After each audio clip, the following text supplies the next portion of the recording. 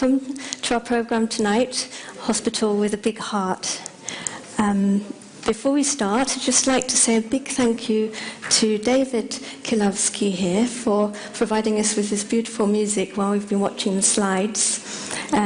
David is actually originally from Australia, but has lived for more than 20 years at our main headquarters in India, and he specializes in developing the art of meditation for himself and for others through music and art.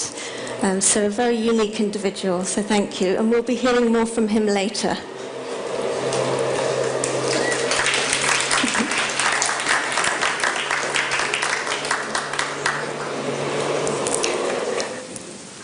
Just to introduce myself, my name is Julia Fithian-Adams.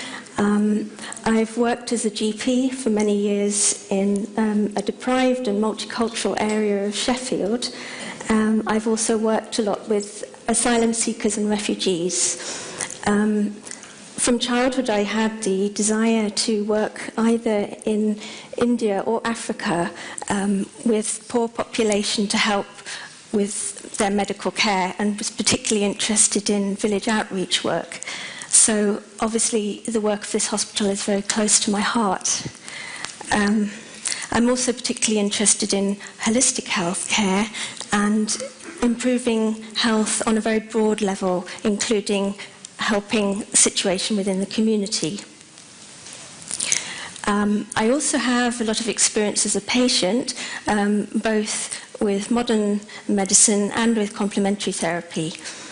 And lastly, my practice of meditation has become essential for my own well-being. Next thing, I'd just like to ask, who's here for the first time for an event with the Janki Foundation or the Brahma Kumaris?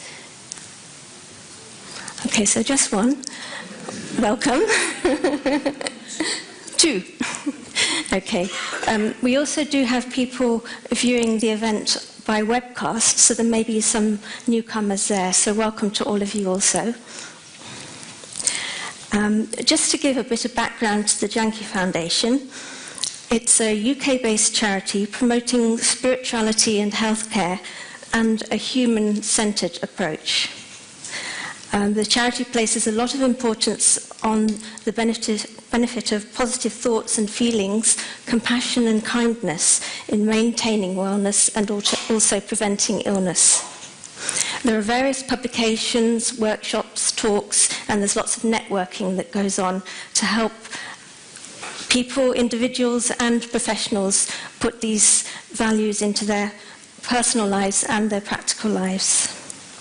One particular objective of the Janki Foundation is actually to support this hospital that we've been seeing pictures of, regular financial support, and we're going to hear more about the hospital tonight because we have two special guests, Dr. Partap Midha, who's the medical director, and also Sujata Rati, who's a dietitian and fitness advisor at the Global Hospital and Research Centre. So I'd like to invite you both to come and join me on the stage now. Thank you.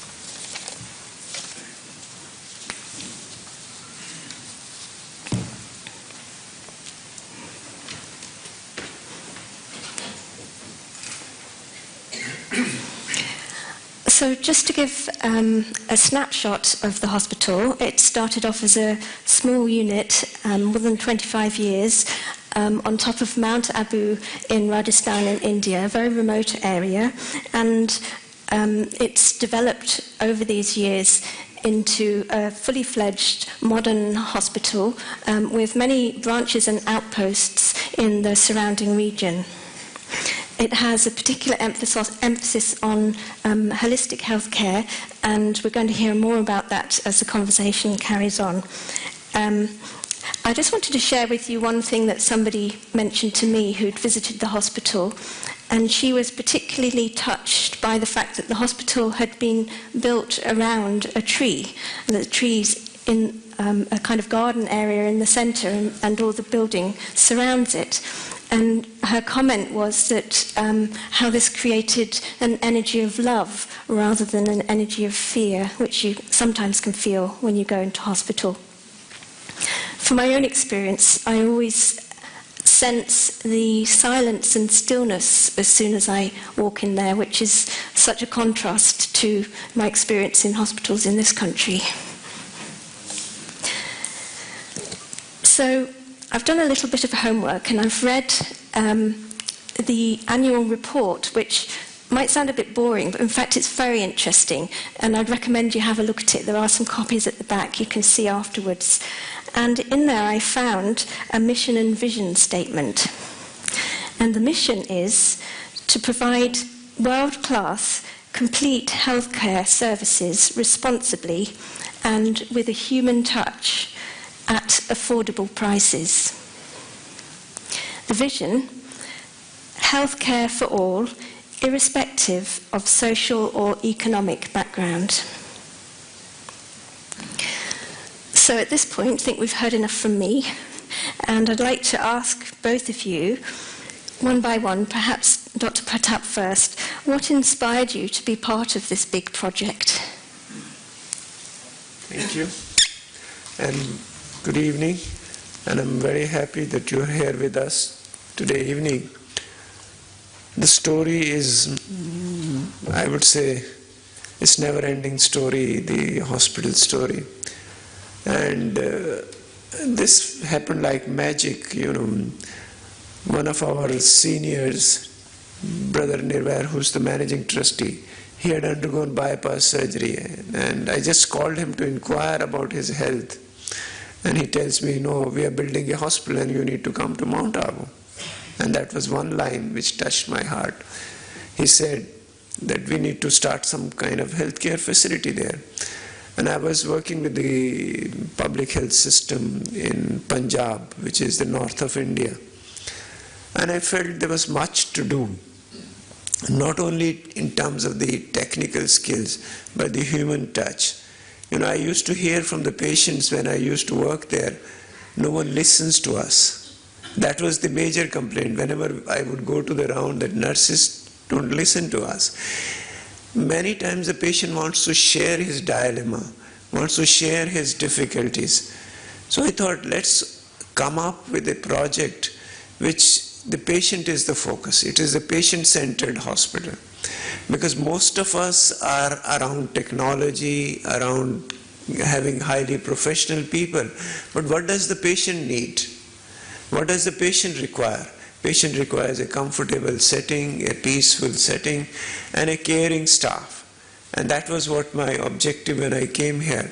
We had a very humble beginning. It was small, and we were 30 people when we started. But gradually, over the year, not only one hospital, the main hospital at Mount Abu, but we have satellite hospitals like an eye hospital, a trauma center, a rural health center, then we have health posts and vision center in the periphery, in the villages, and we also run nursing education courses. But that has grown magically, and now we are almost 600 people working at Mount Abu and Abu Road. And as a result, seeing our work, we got offer from the Maharashtra government, the Bombay Municipal Corporation. We have a public-private partnership hospital there, which has been given to us for 30 years.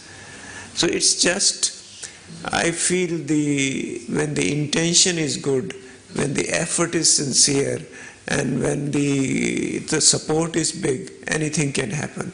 The magic can go on. Thank you very much for giving us a little sense of how it all is. I'm just wondering what your personal feelings were at the beginning when you started.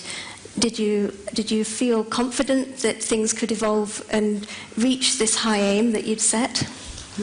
To be honest, when I came first to Mount Abu, I felt, what am I doing? I had come from a busy place, which was a big hospital and the peripheral dispensaries, and I didn't have time to breathe there. And when I reached there, there was hardly anything for me to do. But then, we don't know what is in the future. I would say it is a divine design, and it happened, and things slowly unfolded. And I just felt that we need to do our best. And as we were seeing the slides, we were reminded about one of our sincere and committed doctors, Dr. Vinay Lakshmi. She started working at the construction site with the labor, the people who are working. She started looking after them. And then she moved over to the outreach, to the villages. So it's a kind of having love for the people who work for you, people whom you surrounded. And I would say Rajasthan is one of now the things have changed in 25 years, but those time it was one of the backward states. And then there were hardly any infrastructure. These people who live around us, the population is mostly tribal, the indigenous people. They are Gracias and Bhils. And they had not heard about a modern hospital. They had not really entered a hospital. And initially they were reluctant to come also. When they see the magnificent building and the clean corridors and nice food, they were not interested to come. But with this outreach activity and with the credibility of the hospital building up, we feel now that we have been able to accomplish much for them. And the focus has been main on empowering the patient, educating them how to live in a healthy lifestyle. Because the focus should be more on preventive and promotive healthcare rather than just be curative. So this was the concept with which we started the outreach activity. We started with one clinic, and now we have 3 clinics going to the villages. Thank you very much. I might follow up on that in a little while, but I'd like to bring Sujata in at this point, because you've also been there from the beginning, haven't you? And I'm interested in what inspired you to be part of it. Very good evening and Om Shanti. I remember in Julia in 1992, I was also small and hospital was small. Actually, I honestly, since my childhood, hospital or doctors I hate. Because I always think that person should be healthy, wealthy, happy. Why? We don't need doctors and hospital. That's not our cup of tea.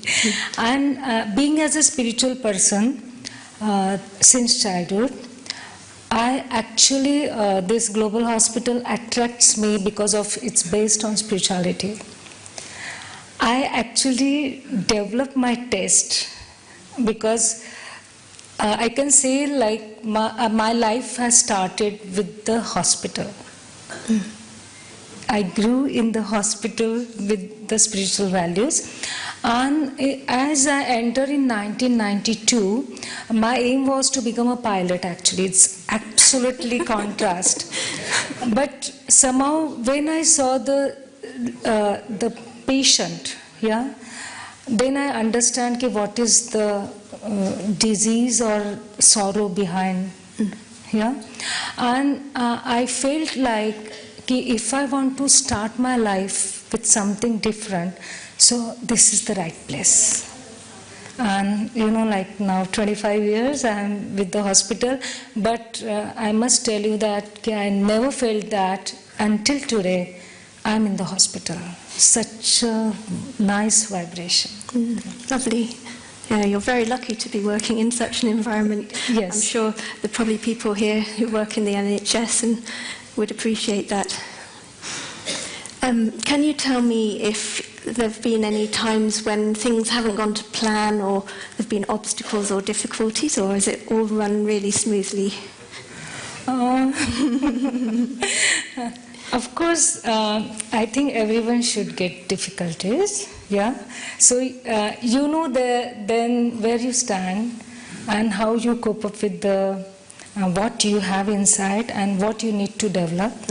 So in the hospital also with the patient actually, because my role is I'm handling the diet and fitness, and diet is really a very critical issue, because even doctor is a different thing, but if doctor advise or someone advise person to visit dietitian, they said no, we don't want to visit dietitian, because what she will advise, don't eat and no eat. What else? So, there is something in the mind always, so that is difficulty. And when we actually motivate people, how much you need and what you are eating, input and output, so that is also very difficult. But when we explain the other stories, and when we tell the future, like this would be you are, like your future is like that, excess or diseases or the like other examples, then I think 60 to 70% people, they want to follow. But yet honestly I'm telling you, as when we prescribe a diet plan, we know that 100% or 90% no one will follow that. So I'm using that take, 70-30 ratio is always there, but it's successful. Okay, so part of it is having an understanding of where people are coming from so that you can keep your patients. And in this field, I think I need more patience. Okay, gradually, no problem. Next month, it's opposite kind of thing. So in a sense, your role has helped you develop spiritually as well, by the sounds of it. Yes. Yeah. Exactly. I might just ask you a bit more about the whole department that you're working in, because it's called the Wellness Centre, isn't it? Yes, it's under one canopy, like wellness is dietetics part, diet, nutrition, fitness. Under the fitness is pranayama, breathing, yoga, aerobics, even the walk, brisk walk. There's a different kind of walk. And under the wellness is, we refer the person, I never say patient, healthy, wealthy people. We refer to Ayurveda, Panchakarma, and we do have a spiritual counselor as well as, because the motivation everyone needs, because when the people come, not only for the diet only, because we actually deal with the psychological level. There are so many different kind of eating pattern, emotional hunger, and to just cheat yourself kind of thing. So that time you need a spiritual counselor as well as. So under the canopy of wellness, it's kind of the journey illness to wellness. So we do have a complete setup in the Global Hospital Mount Abu, and in this case, confidently I can tell you, 100% people are getting good result. That's great to hear. Thank you. And so just back to Dr. Partap again, I just wanted to ask you, again, what have been the challenges that you've faced in engaging with the local population? Because we've heard a little bit about the particulars to do with lifestyle. I know from my own experience as a GP that there's a whole range of different beliefs that people hold about health and illness and how to go about improving it.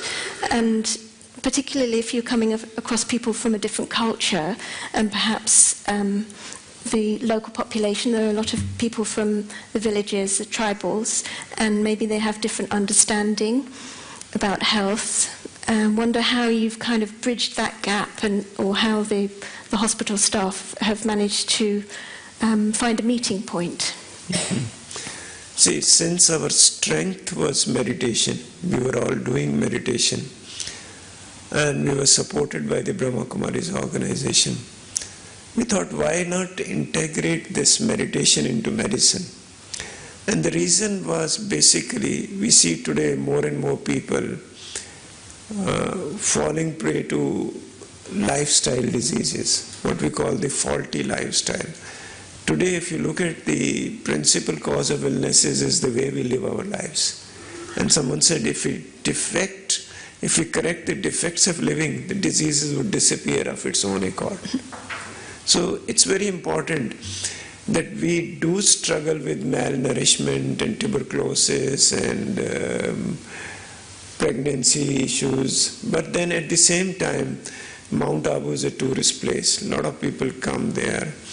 And we thought it would be an added advantage for that we focus on holistic lifestyle.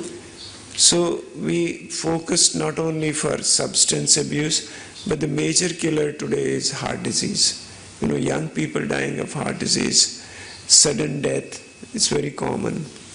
And it was amazing. Who came to our rescue was the Ministry of Defense, Government of India. They also wanted to do this kind of program. And then the ministry, those days, yoga and naturopathy used to be part of the health. They supported by funding. So the Defense Institute of Physiology and Allied Sciences, the Ministry of Health and Global Hospital, they got together. And we created a hypothesis that if stress can cause problems, meditation can really solve those issues also. This was a hypothesis to begin with. And in the first program, we just had 5 patients. And then we gradually and slowly, and we were lucky that we had the big support of our former president and now late president, Dr. APJ Abdul Kalam. He was interested in this program. And he came for the first program himself. Those days he was advisor to the Ministry of Defense. So he came for that. And afterwards, wherever he went, he quoted this program. Because this was a revolutionary breakthrough. And this was not done like a story, but it was done scientifically. We selected patients who had evidence, they had proven evidence of coronary artery disease by angiography. Some of these patients were refused bypass surgery because they were not fit for surgery. Some of them were scared of surgery because they didn't want to undergo surgery. And there were some who couldn't afford surgery. So we invited all these people. And now we have a long waiting list.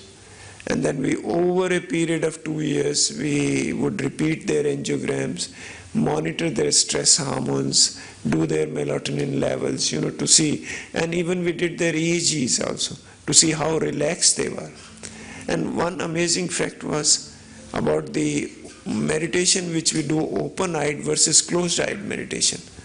We found out that with open-eyed meditation, we found more relaxation. The EEG changes were much more towards relaxation. And gradually their symptom scores went down, their exercise tolerance increased, and now it's accepted everywhere. We have been hosting World Congress of Preventive and Clinical Cardiology where we give the message.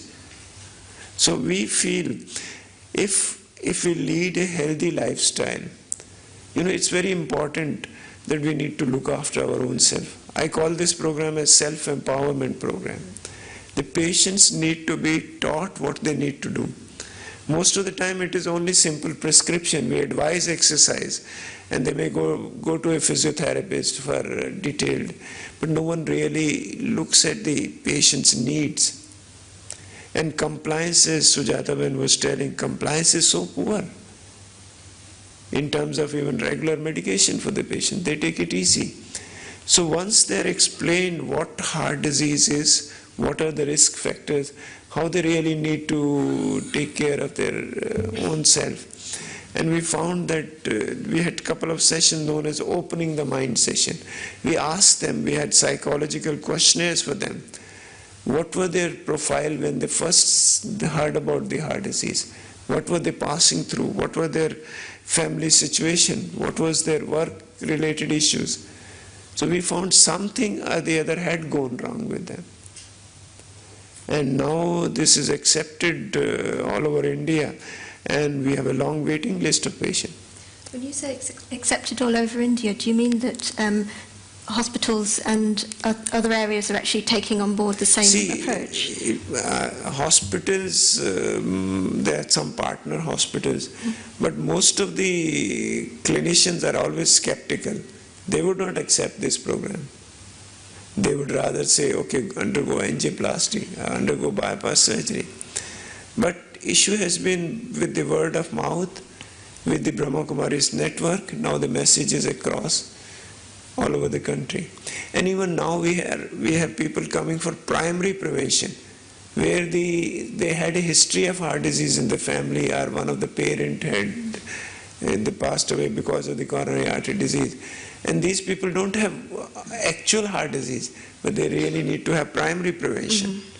So that kind of patients also drop in. And then we did programs for even for the clinicians. There's nothing like that. We have patented the program. It is open to everyone. Anyone can repeat this program. Can I ask you, is there any evidence in terms of the radiology? You know, when they're looking at the arteries, just for people who don't know, the coronary angiogram, they're looking at whether there's any blockage in the arteries. And is there any evidence that this overall approach makes any difference to the blockage in the arteries? So we did repeat their angiograms. Now, basically some of the patients are scared. We do CT angio. Yes, with CT angio we are able to create all that images, and we are able to see that they are improving. And now we are doing, since we are now become a teaching hospital, we train doctors in family medicine. So these doctors, we are giving them some kind of research topic that to see the intimal thickness, the arterial thickening. And it is a long time, but we have been able to document, and this study has been published in the Indian Heart Journal. And have you been able to help convince the medical colleagues around the country with this kind of practical evidence, or is it still taking time? I would say everyone understands that even after angioplasty and bypass surgery, you need to change your lifestyle. They do advise to the patient, but afterwards, what we are doing is prior to the surgery, prior to the angioplasty, we are telling them that this is an opportunity. If you do it, you'll feel good. Anyway, you have to change your lifestyle after the surgery or the angioplasty. And it's similar with diabetics. There's a large number of diabetics around. And these all need to, the only thing what we emphasize is that the medical knowledge needs to be demystified. The common man needs to know. We initially thought that diabetes or hypertension is only a disease of urban areas, but now you find people from the rural areas coming with it.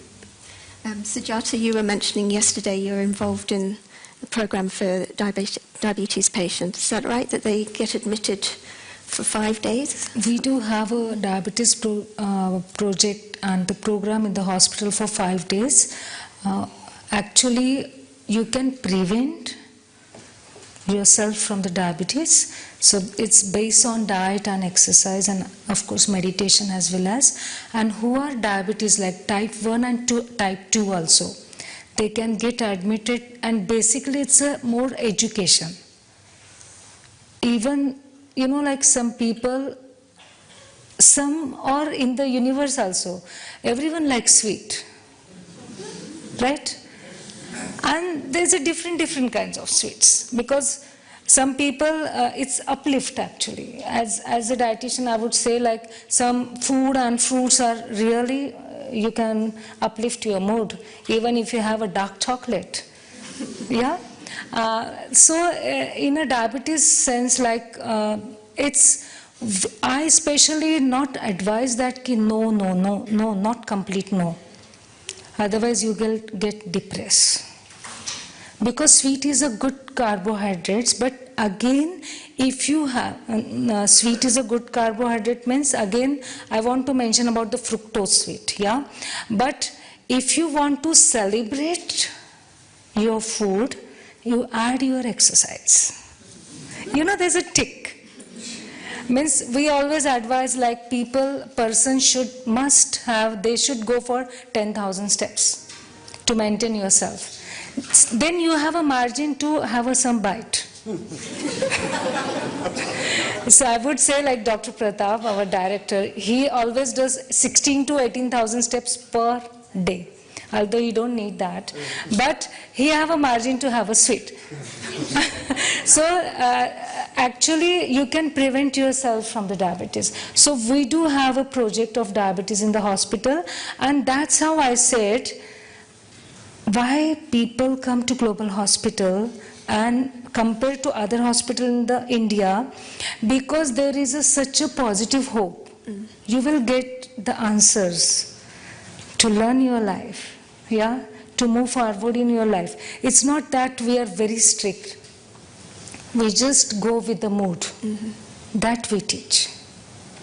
And you were mentioning about part of the package is learning meditation. And I was hearing about this spirituality and well-being department that you've got in the hospital. Do you want to say a little bit more about that? We do have a spirituality and well-being department, and we must say that in all over the world, only Global Hospital has this spirituality and well-being department, and that's thanks goes to London Janki Foundation and the European director, BK Sister Janki.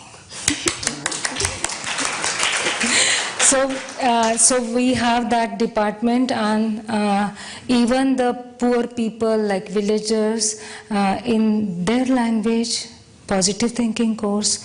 In psychiatry department, when the people are like mental disorder or under depression, they do visit that department. Even the people who visits me for weight watchers, yeah, like heavy and heaviest body weight, because they are not motivating. They said, no, we are very comfortable with our body weight. What's your problem? So, to change their mindset also, we need a spiritual counselor. Like person wants to always look beautiful and groom themselves. So this is an inner beauty actually, spirituality and well-being department, what we have. So you've got counselling and you've also got teaching, meditation and positive thinking. Yeah, yes. and Yes, please, go ahead. No, I'm just saying that this department has not been only for the patient, but even the staff who work there, they also benefit from this department. Sometimes while working together, there are issues, there are problems, and then, they resolve those issues. As an administrator, if I step into, then sometimes I feel both the parties are right. But to go to someone who's trained in counseling, somehow the other issues come up, and we find that very useful for our staff. And then the other thing is for the people who come to work with us, the new staff, their orientation into spirituality. If we need to keep this flame burning, we need to orient the new staff also, the new nurses and the doctors. They may not be necessarily, because you need professional people, they may not be necessarily exposed to meditation earlier. So they need to be exposed. So this department does, it's a continuous process. So it's a strong point. As Sujata was saying, there are some of the hospitals who have departments of mind-body medicine. They are trying to connect the mind with the health. So, but our purpose was different. Yes, people who come for de-addiction programs or people who come for diabetes, everyone does have some issues with maybe at some time.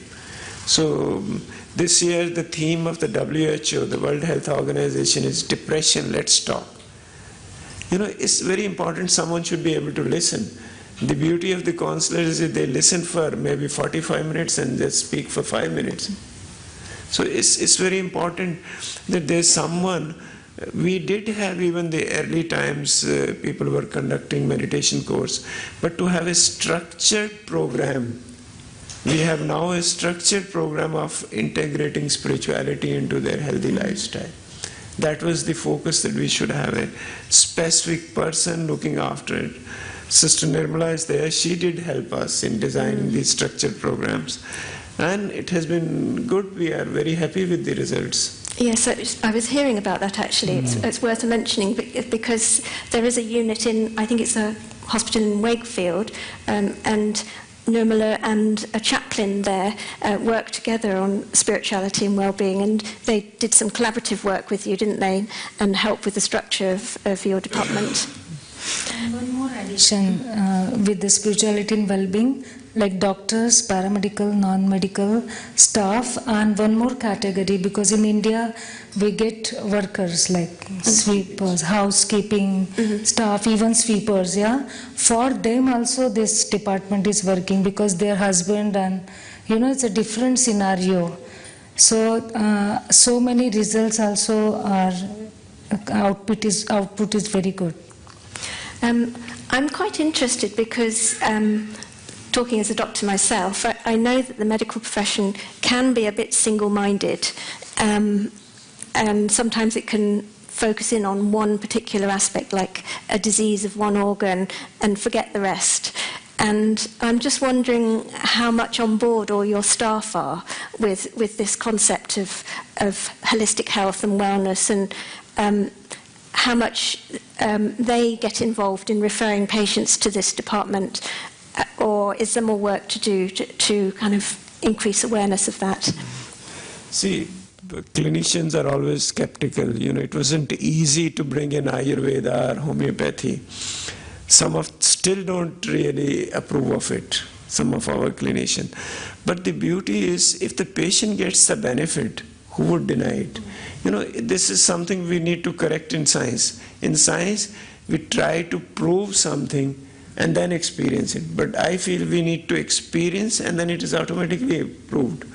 Like I would say the Department of Magnet Therapy. It is for mobility disorder. I know of my mother who was 85. Every day she would go to magnet therapy department, but she never took a painkiller. And I know of several patients who feel benefit with magnets with their arthritis. And so if non-pharmacological therapy can produce similar results, why not we accept that? So I feel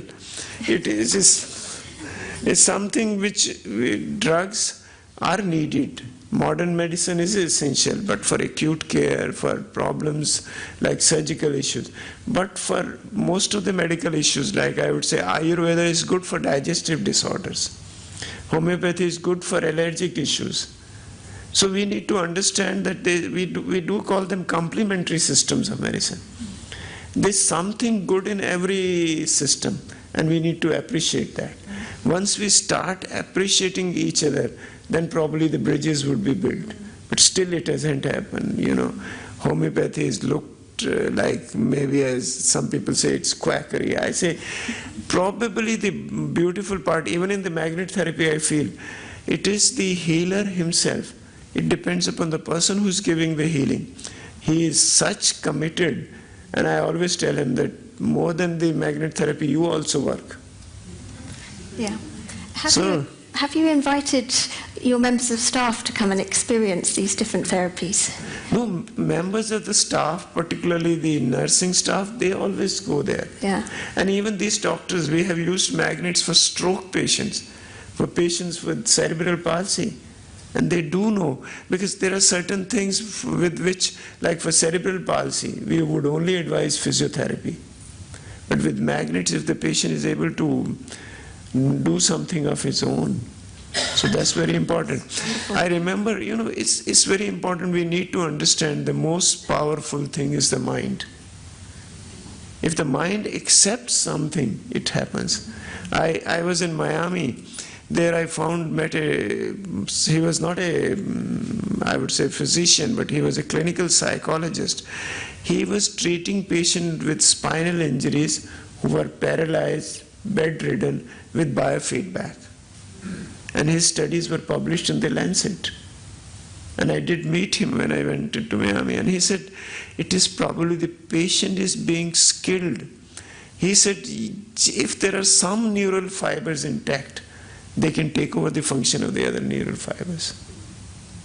So it's the mind which needs to understand that something can be done about it, and I have to do it. Like when we say hospital with the heart, I always feel heart is a muscular organ. But the compassion, the care, the love, and listening with attention, that makes all the difference. Because you need to accept the patient. And I don't know about Great Britain, but I know about India. Sometimes the doctors would get irritated also. They would say, "Oh, I am the doctor, you are the patient." They would not answer all the questions. It's very true. I mean, that's part of one's spiritual growth, you know, as a clinician, isn't it? To learn to overcome your own ego about that. But these days people come with having read everything in the Google about their disease. They know more than the doctor because they might have even gone to the latest thing. But I feel the most important thing is patient empowerment. Patient needs to take charge of his life. Simple things like if you educate the patient what kind of food he should take, particularly asthmatic children. And it was done when they were educated about their asthma, their emergency room admissions became less. Just simple education. I was in Boston, there I met a nurse. She had written a book, Prepare for Surgery. And what she was doing was she was teaching patients 3 days prior to surgery, meditation, relaxation, exercise, and other things. She has been to Mount Abu also. And she said that this could give amazing results because everyone today in the health system thinks of cost. If the cost can be brought down by simple these relaxation exercises, why not we accept it? I'd like to just go back to an area which I was moving towards earlier on, which is to do with the tribal population who are obviously living in quite poor conditions. And sometimes these spiritual ideas can be seen as a bit of a luxury when you're thinking about where your next meal's coming from and how you're going to keep your family together and a roof over your head. So just in terms of the diseases of poverty, like tuberculosis that you mentioned, how have you been able to engage with the poorer population who have perhaps little or no education and may have their own understanding of what this disease is and what should be done about it? How have you managed to meet them? See, everyone has his issues. These people still are very traditional. They have their own belief system. What we tried to do was, that again was done by a Dutch nurse, Matilda, I know you met her. She started learning Hindi and someone is helping. We started, these tribal patients, we started teaching them positive thinking. We didn't talk of meditation. Just what are the thoughts? Everyone understand that. And they were receptive. But as far as the lifestyle is concerned, the nutrition is concerned, we need to really support them. We are supporting many villages and schools, particularly the school-going children. And now we are starting a program for under 5 children to give them nutritional supplements. So health is a very complex issue. It is not only, you need clean water, you need hygienic surroundings, all those things. It's a long journey, arduous process but we do measure. I always tell my doctors that we need to measure what is the impact which we are making to their lives. What are the education level of these children's schooling? Has their, study standards improved? Has their weight increased? Whether their height is... We do try to see whether our nutritional programs, our educational programs are making any impact on the school children. Yes, because I was reading that you actually do provide nutrition for the children, don't you? And that's also part of the thing that helps encourage them to come to school and get their education. Even for tuberculosis patients, now the government is awakening up. I was studying, we have been doing it, not just medicines, but they need some kind of nutritional supplement. We give them roasted chickpeas or some peanuts with the medicine. Because it's not just the disease, but the patient needs to be, really be strong enough to fight the disease. As you know, tuberculosis can lie dormant for years together in the body. It's only when we are under stress or our nutrition is in jeopardy that disease crops up. Yes, I noticed that actually when I was reading the report how many different projects you seem to have in terms of helping people in their education, helping them in employment, and helping general awareness. It's a lot of community work, isn't there? I wonder whether you can give a little bit more detail about that. No, I always tell that this is a hospital without walls. We reach out to the community. Our focus has been more on children. We do pediatric ophthalmology, we do the reconstructive surgery for the children, we do the school health screening programs, and then we reach out to the people in the villages to educate them. You know, we were lucky that we stumbled upon something known as healthphone.org. Now our field workers have a chip in their mobile phones. Mobile phones are very popular. So they go with a small clipping, small video clips, which they would show to mother, to the children. Maybe it is on immunization, maybe it's on right diet, breastfeeding, and diarrhea, oral rehydration solutions. Likewise, there are almost maybe 200. So, and then what they have done is, at the end of the video click, they have some celebrity speaking about that. So it really catches with people. So they go with the mobile phone, show the... But I feel it has to be an integrated approach. Everything needs to be taken care. Nutrition needs to be taken care. The surrounding needs to be clean. They need to have proper housing, which is happening, but it's on a very slow pace. I remember, actually, I did go out on the village outreach project with Veena Lakshmi when she was running it, and the thing that struck me was, as soon as the vehicle arrived, all the children came running, and they wanted to prove that they'd washed their face before she got there, because she told them that they had to wash their face. So it's like little bits of education. Yeah. Just again on this subject of helping the community, I was also interested to see about the development of the School of Nursing and how it's drawing on the local population to train nurses. So not only are you gaining as a hospital, but it's also providing employment in the long run. See, the beauty is we try to focus more on girls. We try to take more girl students in the nursing. But now in India, the nursing is accepted as a very rewarding profession. So a lot of boys also come for the nursing. And we started with the diploma course. Now we have a degree course. We plan to do a postgraduate course in nursing. It's very rewarding in the sense that nurses are in acute shortage all over the world. So we are able to not only employ them in our hospital, but then there are other hospitals in the cities which are looking towards our nurses.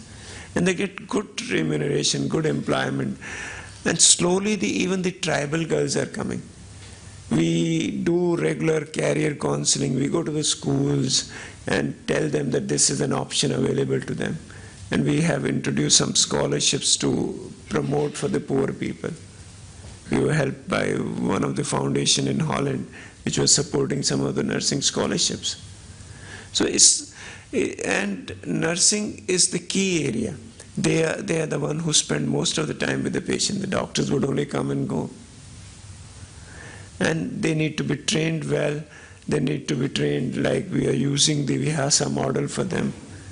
And it's a slow going, but we are making changes in their working style. You just mentioned Vihasa. I wonder whether, do you know about the Vihasa? Could you explain that for everyone what it is? Or would you rather Dr. Partap? Yeah. Okay. Well, this is a program which has been developed in UK by Janki Foundation with our professional colleagues. And this is values in healthcare, a spiritual approach. And the focus is more on experiential. It's not a didactic program, but people have to bring in their values and how they use it for their professional work. And it's a very simple program. But wherever we have conducted, not only for our staff, but even for the other hospitals, we found it quite receptive. And people, their core values such as peace, positivity, cooperation, compassion, and then the most important is self-care. You know, the doctors and nurses, they need to look after themselves also. It's very true. That was something that I was going to touch on, because when I've been into the hospital, I've felt it's very peaceful, but I know things can be different behind the scenes. And I was just wondering, you know, when times get stressful, sometimes there's an emergency, how do they all cope? See, well, once you have created an environment where people talk softly, so it gradually creeps into everyone. But we do have difficulties. We need to get down and resolve our issues. These days, you have accreditation standards, you need to have clinical audits, you need to have some kind of appraisals, everything you need to do. And you need to have patient safety standards.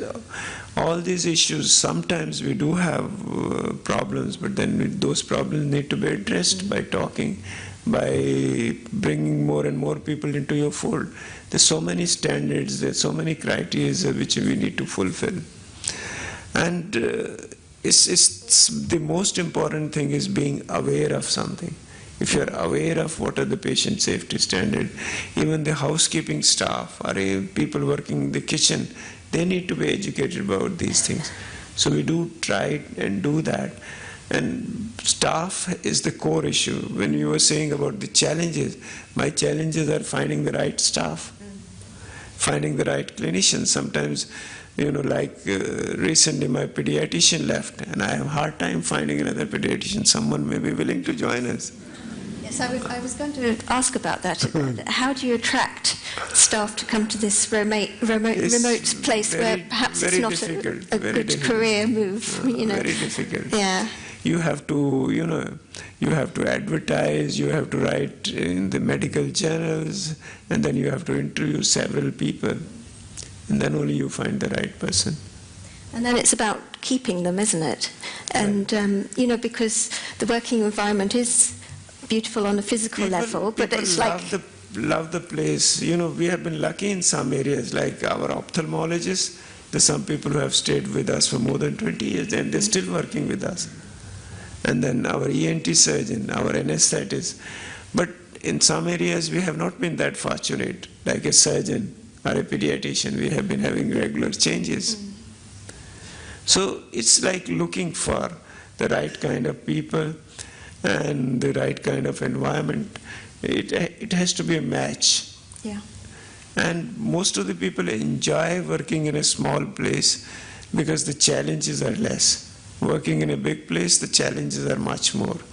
I might just ask Sujata at this point, because you're a clinician working on the ground, as it were, what your experiences of how everybody gets on together as a team, or are there problems and people have to resolve things? Actually, being in the hospital, I was just thinking while conversation is happening, it's kind of you are in a defense. It's like every day you need to remember your mission and vision. Yeah, to working and handling with the different difficult tasks given, with the staff, with the recruitment, as he was mentioning about that. The attraction is Mount Abu hill station is a very popular, because so many hill stations in India, they are very commercialized. But this hill station is not commercialized. And the main is Brahma Kumaris headquarters. So it's the spiritual vibes. The people, they feel actually as they touch the land of Mount Abu, spiritual vibes. Some people are really, they attract with that, and they want to come and work in the hospital. But some people, they want to go out because there are no any social engagements. So it's all about the person's choice actually. Like some person, like here in Oxford Dale, near Leeds, the people are very happy there. They don't want to come in Times Square in New York or somewhere else, but they're very happy, and they are leading a quality of life. So it's, again, I would say, is a person's choice. Yeah, so you're really attracting people who are going to contribute to that kind of atmosphere. Yes. So that they're more likely to be people who want to harmonise by the sounds of it. Yes. Yeah. Okay. And could you tell me about what proportion do you think meditate out of the staff? In the staff? Actually, yes, we do have our principles being in the hospital. No matter person is spiritual or non-spiritual, as in outside hospital also we pray. Like everyone before start the work, before their work, they do 5-minute meditation. We do have a meditation room there. Or if they are not able to visit meditation room, at their desk also, before start their work, they just remember, because we play music with that. And for the other part of the spirituality, like we all do Brahma Muhurat, like meditation, early morning meditation. That really gives mental health. Yeah, mental health, and you are very much focused about you, and you know you are not pretending anything. That meditation teaches. So in our hospital, 80% people are following that.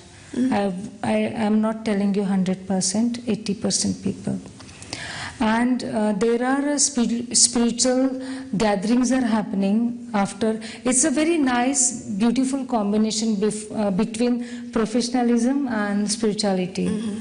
Yeah, it's really nice. Like in profession level, you bring your spiritual values, like sweetness, or you have that quality to listen. Yeah, so that meets. So that's all about that. I'm interested to know, actually, as you're describing this, I know because I practice this myself, that with the Brahma Kumaris do 1-minute meditations on the hour.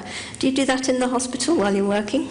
Actually, this is a very good question. At the personal level, some few people, they correct themselves. Like we always say, in not 1 hour, 1-minute meditation, actually we say after 2 hours, stretch yourself as fitness level. Yeah? So exactly like that, some people, they do in 1 hour, 1-minute meditation to just recharge yourself. And I add that in breathing. Okay, very good. Take a deep breath, exhale, and get recharged.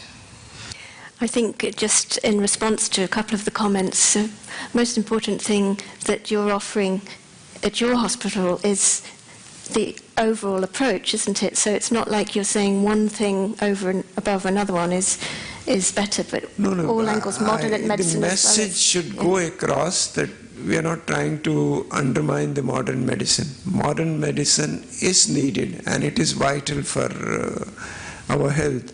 But I would say, if we are open in our approach, if we focus on lifestyle, if we focus on exercise, right type of diet, and meditation for stress management, I think it would be a great benefit. It would be a synergistic response and people would benefit much more.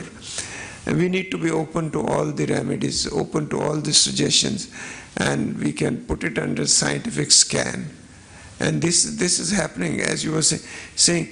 There are so many studies. If you look at the meditation, you'll find at least hundreds of studies. Now, in some of the medical schools in America, they are teaching spirituality to the students, although it hasn't happened in India. Almost 90% of the schools in America, they feel that spirituality is relevant to our lifestyle. Spirituality is relevant to our healing. But it has to happen on a, the policy makers, the people who design the courses, they need to pay attention to it. Because I remember as a student, when I was way back in 60s, no one even taught us about diet. So things have come a long way, haven't they? So it's now the things are, yes, scientific evidence is needed, but we need to be open to suggestions. Thank you. Okay, so now we have a little surprise for you, because we haven't yet, I think, mentioned that Sujata, not only is she a dietitian, but she leads fitness activities for groups, but particularly within your work in the Wellness Centre. So we're going to give you a chance to experience her expertise just for a few minutes. Julia, ask everyone that would they like to do. If you feel happy to do, no obligations. So exercise activity is actually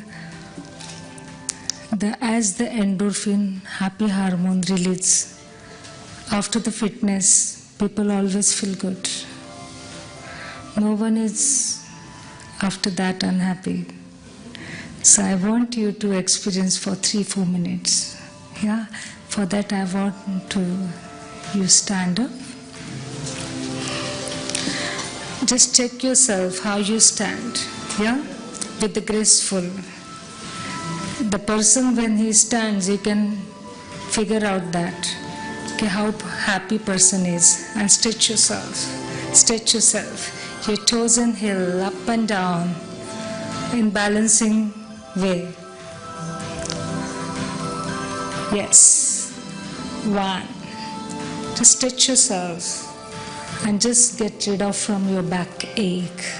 Always, as doctors say, medicines, and we always say no medicine.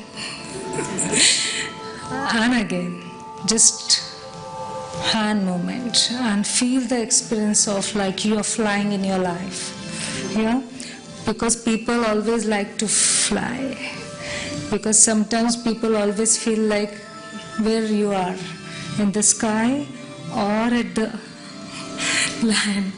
So just stretch your hands up and down.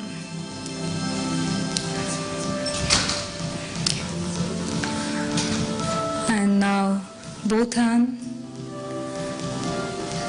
at the shoulder level and stretch yourself. Stretch your hand. See the tolerance power. Simple stretch. Stretch your palm. Do you feel the stretch? Yeah? If I say 50 counts, are you ready for that? Okay, just stretch yourself. Flexible. Keep flexible yourself. And steps. And steps. This actually you can boost yourself with this simple stretch. 2, 3, 4, 5, 6, synchronizing. Right and left. 8, 9, 10, and relax. And just stand like this. You can check person with their body language. So we're just doing in a stretch moment. And just move yourself your right side. Stretch, stretch, stretch, stretch, stretch, stretch, stretch, and relax. And again. Step. 1, 2, 3, 4. Hands back. 4, 5, 6, 7, 8, 9, 10. And stretch yourself. Left, left, left, left. Stretch, stretch, stretch, and relax. And again.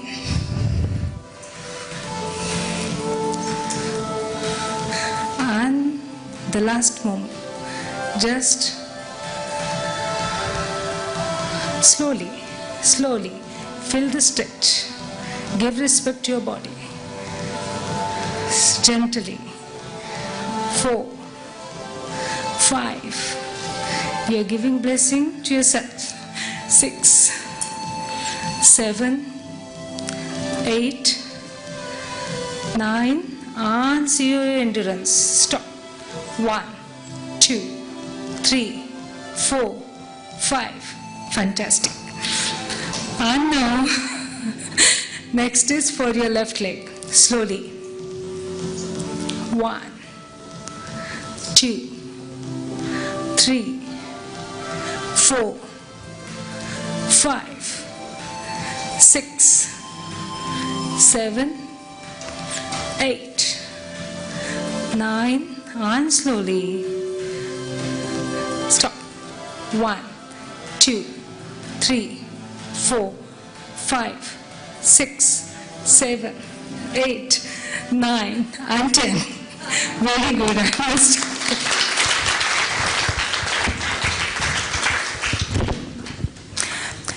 Yes, thank you very much. I want you to sit. Take your seat.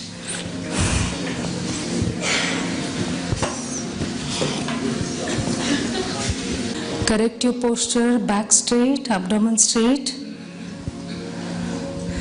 Thumb and index finger together, both hands, right and left side of the hand. Place at your right and left side of the knee. And now, concentrate on your breathing. Take a deep breath and exhale through the nose. And exhale through the nose.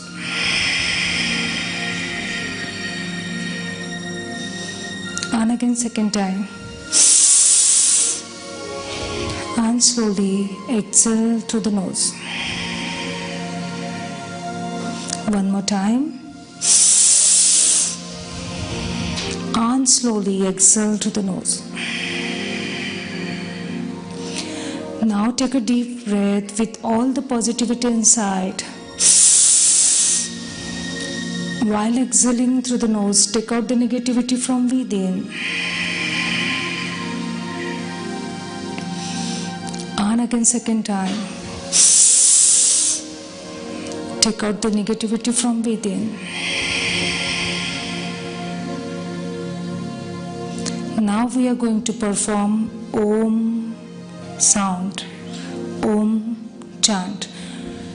Don't close your eyes. Now take a deep breath and Om sound. Om.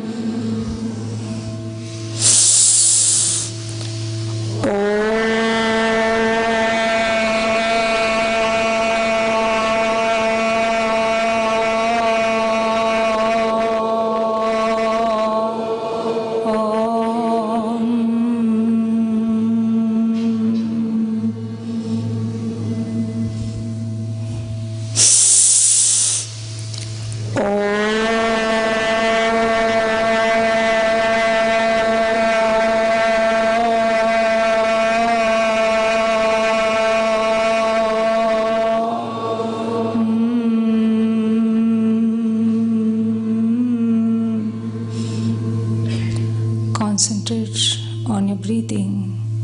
Inhale and exhale through the nose.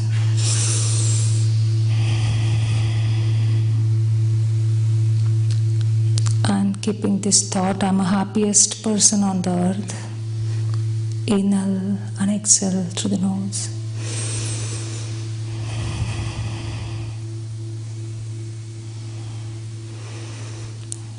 Whatever happens in your life which you don't like, just forget and forgive others.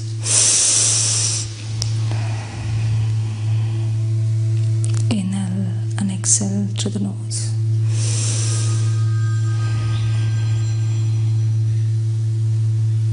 Angelic smile is on your face.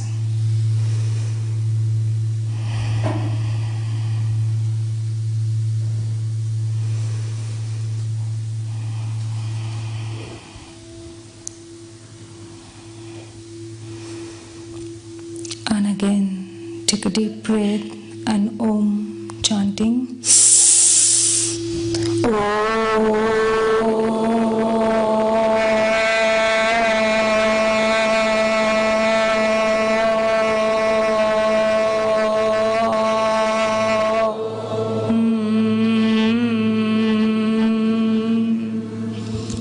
Again, concentrate on your breathing.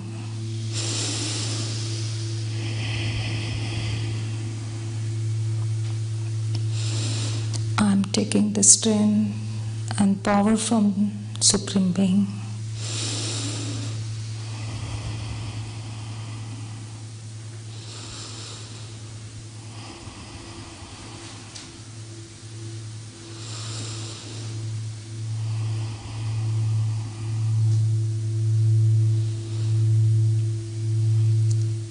again. Inhale and Om chanting.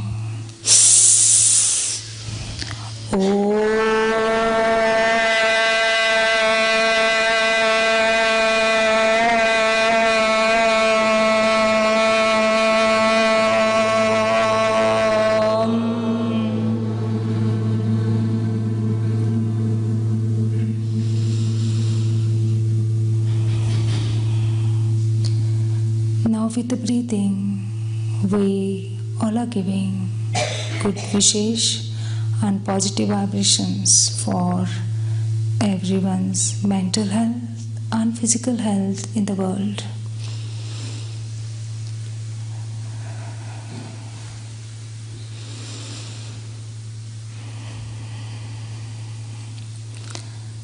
And now just give angelic smile to your next person.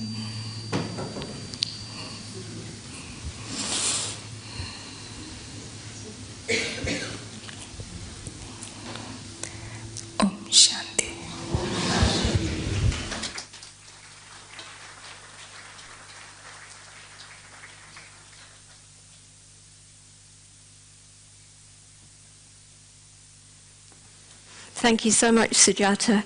I hope everybody's feeling invigorated and calmed, right?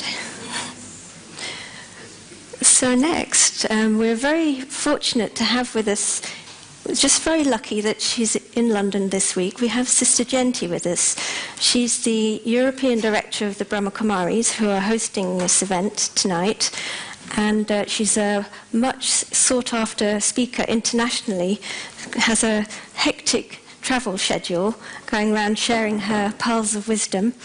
And so she's just going to share with us a few thoughts and then lead us into a guided meditation.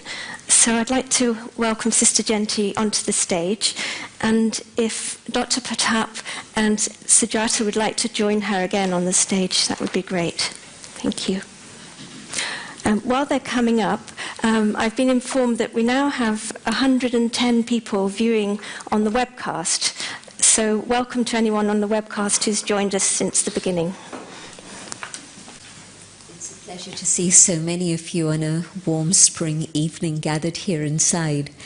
Many may have been preferring to go for a walk outside, but the fact that you're here is lovely. And I personally enjoyed tremendously the insights that Dr. Partap and Sister Sujata shared, so thank you from myself. We focused on the whole subject of health and spirituality this evening in a very big way, which of course was the purpose of the evening. But in terms of the Brahma Kumaris, let me just tell you our full name. Brahma Kumaris Spiritual University. And in India we are known as the Ishwarya Vishwa Vidyalaya. I think I've got that right. So the intention of the founder, Brahma Baba, was to bring spirituality into every sphere of life. And it started, as most things do, in a very small way, a small group of people, the majority of whom were women, studying these things in the place that was at that time United India. And then in 1950 they moved from what had then become Pakistan, they moved to Mount Abu, and we've been there ever since. And today the university spans 120 countries, an indication that these ideas are relevant to people of all backgrounds and all cultures and all traditions and religions, or of none. And so people come to study meditation, practice these ideas. But in particular, the founder was very concerned that the ideas of spirituality shouldn't be divorced from life. So it's not that you go to a church or a temple for an hour a week or an hour a day and the rest of your life is something else, but that spirit is actually soul and body working together. So spirituality is life itself. And so in the awareness of spirituality, that the ideas, the concepts of spirit should be translated into all the different things that we do. And over the years, gradually, there's been the development of what we call in India the different wings. So there's the medical wing, there's the education wing, there's a jurist wing, there's all these different areas of life and endeavor in which people of those particular backgrounds take the teachings and apply those teachings in terms of values and ethics and morals in their lives, and through their own life demonstrate to others what it is that spirituality can offer. Because if I think about what's going on in the world around us today, essentially I'd say that it's a crisis of values. It's a crisis in which people have moved very far away from the inner world to the extremes of the outer world in terms of materialism. And if you look at the effect of materialism in all the different aspects of life and the things that are going on, you can see that where values are missing and spirituality is missing, it's created a lot of darkness and suffering. I don't need to explain anything further about that. You can see it for yourself. And so to bring spirituality back within the individual, but also not just within the individual, to bring people who practice a particular profession or belong to a particular group. I'm thinking of, first I mentioned the different professions, but we also have a women's group, a youth wing, a rural wing, all of these different areas of life. And so when people of that particular background come together and share their ideas and understand how to apply spirituality within their life, they see a difference.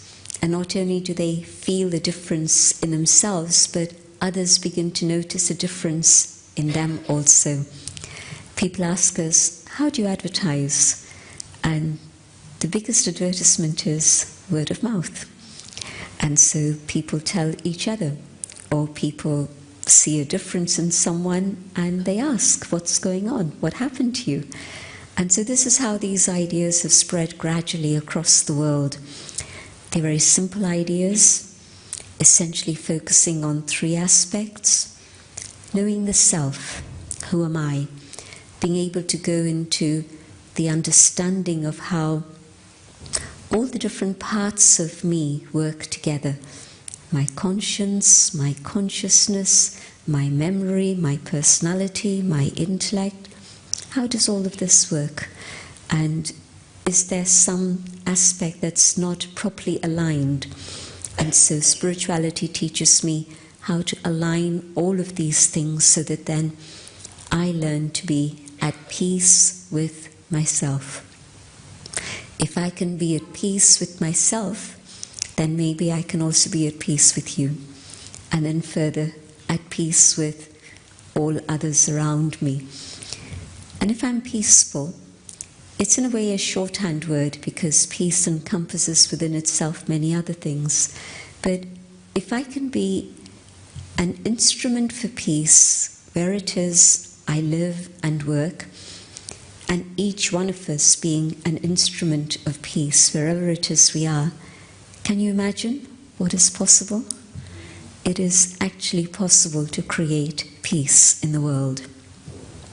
We started with a vision, not just the vision for a hospital, but a vision for the world, that it's possible to have a world in which there's peace, a world of love, of truth.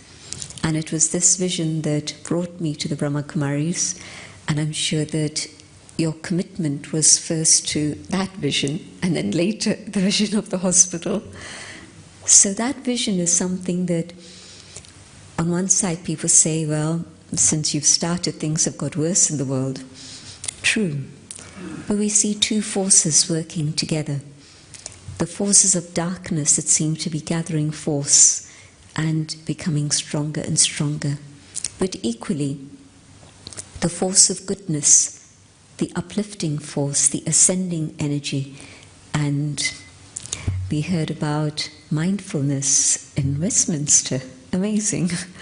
You heard about the scientific evidence for the transformation of heart disease. So positive things that are happening very slowly and quietly.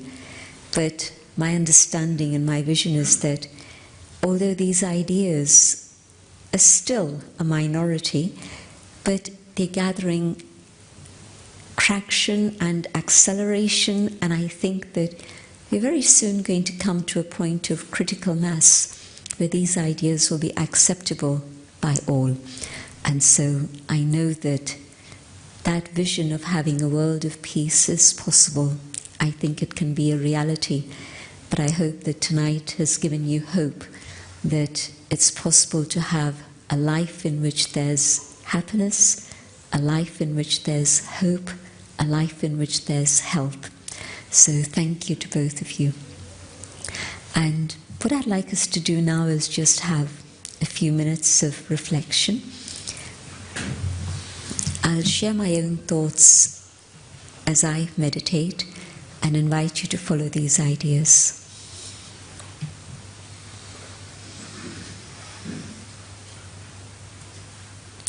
Reflecting on the things I've been hearing about. Health, well-being, the power of the mind,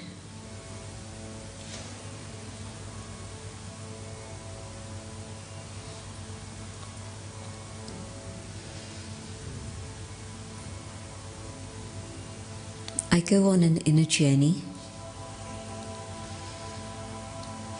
and explore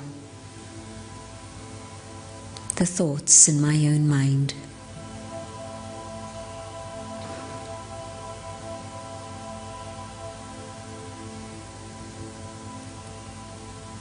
In an atmosphere of peace and calm,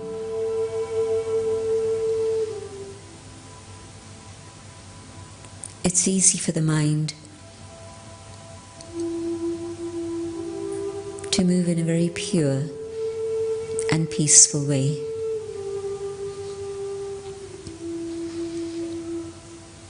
Instead of thoughts going here and there,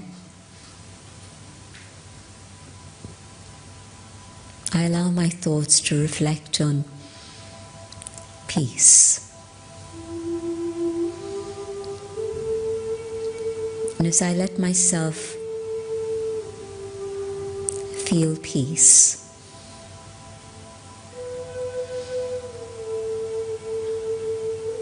I realize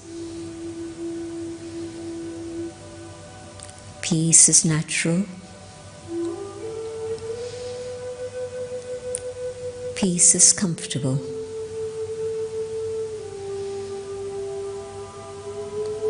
Peace is who I am.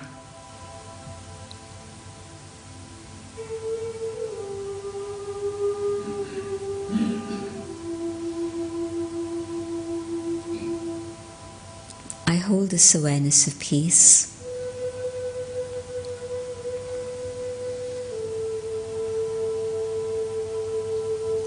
And peace in my mind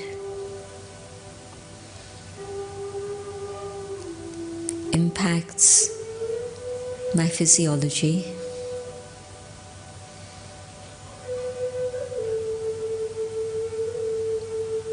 and my body returns to a state of harmony and order.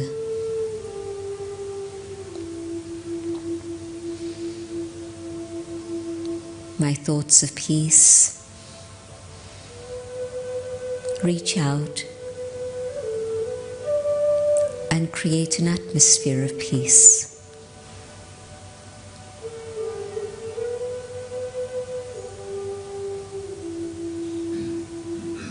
And the vibrations of peace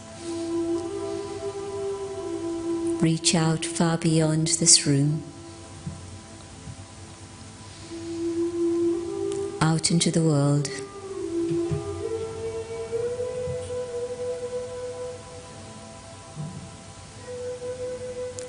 touching the entire human family,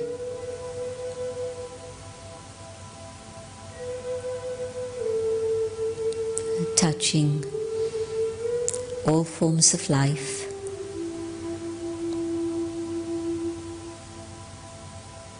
and the elements of nature.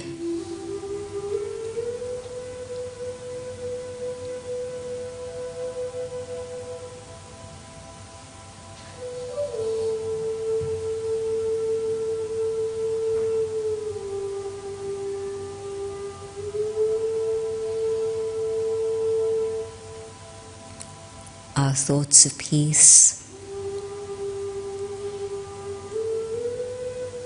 create a world of peace.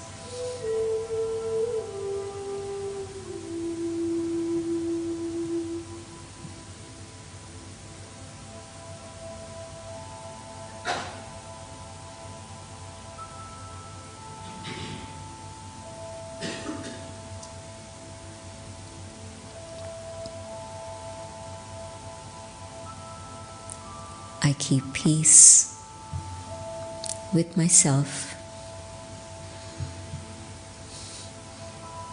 as I come back to the awareness of the physical dimension.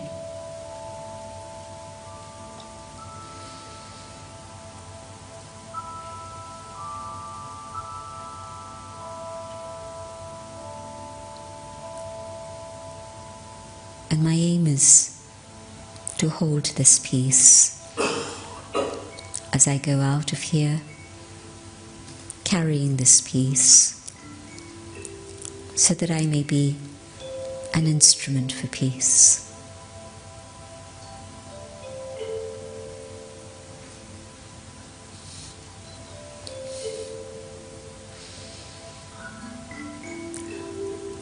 Om Shanti.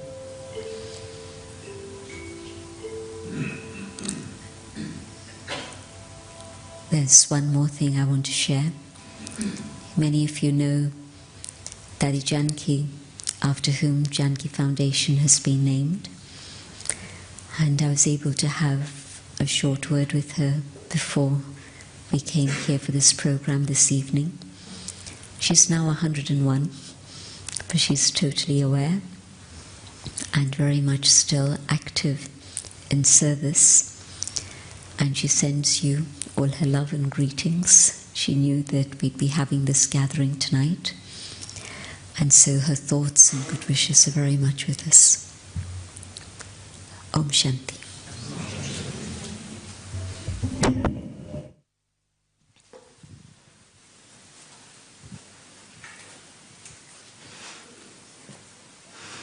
So a very, very big thank you to Sister Janki, Dr. Partap, Sujata, and David once again, and also thank you to Daddy Janki over the airwaves. I have a few announcements to make just before we get to our last item. Firstly, to thank all of you for coming and helping to create the atmosphere and for your interesting questions. Thank you to everyone in the house here for all the cooperation helping us put this event on, and for all those in the Janki Foundation who've worked so hard. We do have the table there, which you've seen at the back, which there'll be copies of the annual report and various Janki Foundation and Brahma Kumaris leaflets. And there's members of both the Janki Foundation and the Brahma Kumaris there if you want to ask any further questions. Also, there's leaflets available in the reception area of Global House with more information about the activities that happen here in this house. For more information about either of the charities, Janki Foundation or the Brahma Kumaris, you can find details of the websites out there, and you can also enlist on the mailing lists. Just to let you know that both Janki Foundation and Brahma Kumaris are run by volunteers and function on voluntary donations. If anyone's particularly interested in helping to support the hospital financially, then they can connect with somebody from the Janki Foundation at the table there who can guide you on how to best go about that. Also, the bookshop is open downstairs in Global House reception, and there's a couple of publications which you might be interested in. There's The Heart of Well-Being, which is 7 tools for surviving and thriving. And there's Lifting Your Spirits, 7 tools for coping with illness. So they've been created by the Janki Foundation. Again, we've been very, very lucky to have David with us here tonight. And if you want to hear more of what he does, there's a special event on Sunday the 28th of May called Sweet Sounds of Silence, and there's leaflets out there. And I'm sure, like me, you'll be intrigued to find out about all these interesting instruments that he's got there. And I expect he'll have even more on that Sunday. Lastly, many of you will be familiar with the tradition in this house of giving out a little sweet and a gift, and that's what we're going to do tonight. So we're going to invite Sister Janki to come and sit at the front here, and we can all come up one by one and receive the sweet and gift. And it's a moment to have a spiritual exchange, soul to soul, and experience an exchange of power. So I do suggest that you take the opportunity to take eye contact. So regarding the logistics, there will be ushers to guide you, but basically we'll go row by row, so the front row first, and people will queue from this side and then exit from along the edge of the room there. So thank you very much once again, and enjoy the rest of your evening.